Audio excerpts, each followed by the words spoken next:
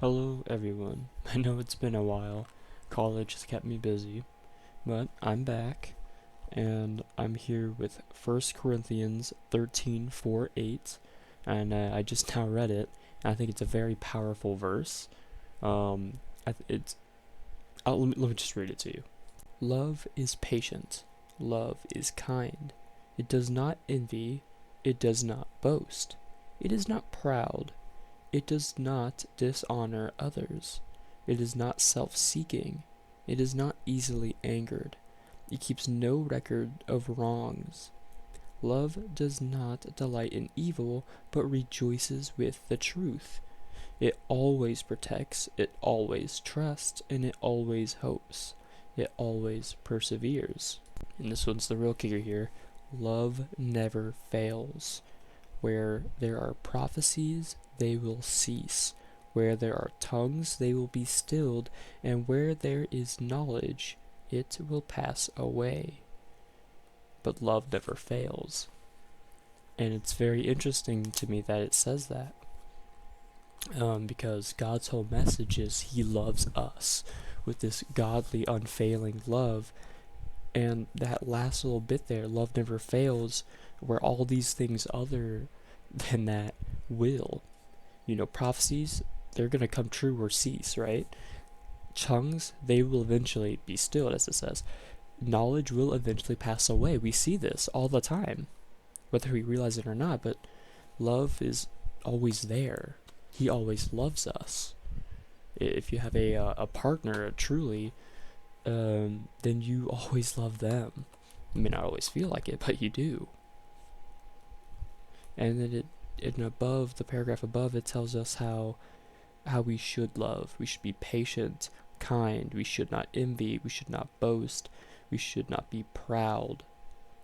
Right? We shouldn't dishonor others. We shouldn't be self-seeking. We should not be easily angered. And we shouldn't keep a record of wrongs. Do not delight in evil. Rejoice in the truth. Protect, trust, hope, and persevere. That sounds like things that, a person does, right? Things that we should do. And God's saying that love does this. That if we truly love someone, all of those things we should do. Because that's what He does for us. He's always patient with us. He's definitely always kind. He doesn't envy anyone. He doesn't boast about himself. He's not self-seeking. He's not proud. After all, pride's the thing that drove Satan down. He doesn't dishonor anyone.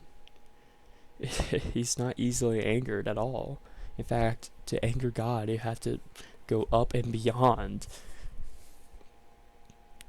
And He keeps no record of wrongs. And Jesus is the proof of that.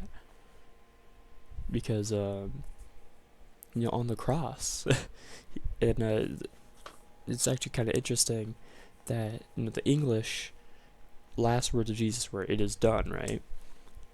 But in Greek, I can never remember how to pronounce it, but essentially the Greek translation has 3 definitions, right? So the first translation, is that of like a business transaction, as if a receipt, as if, it's all done, right? It's a receipt. It's paid for. You don't have to worry about it anymore. Just like how God paid our debts of sin. The second one is in a military-esque situation where the battle is won, right? It's over. The battle's over. We won. Just like how on the cross, God declared victory over all sin.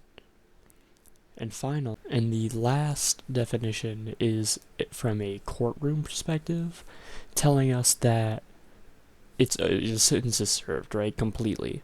There's no more left in it. You're free to go.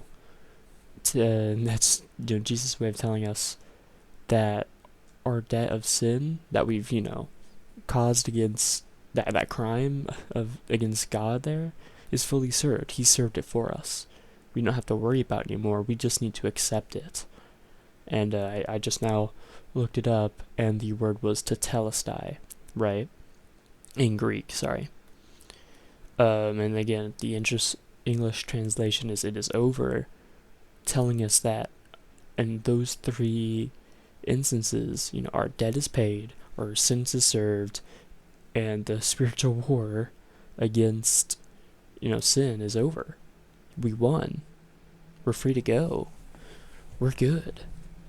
And in 1 Corinthians here, telling us how it keeps no record of wrongs.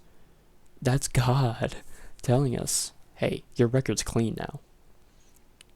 And he does that out of love. And that's awesome. And finally, here it says, love protects, trusts, hopes, and perseveres. And that's like the four things I love about God. Like, if I had to tell anyone just four things that God does: he protects us, he hopes that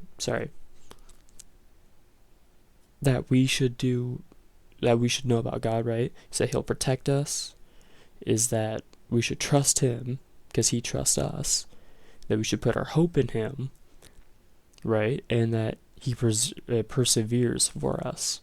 I'm sorry, my brain got ahead there. But yeah, thank you for bearing with me. I'm clearly a little bit out of practice here. But hope y'all have a blessed day.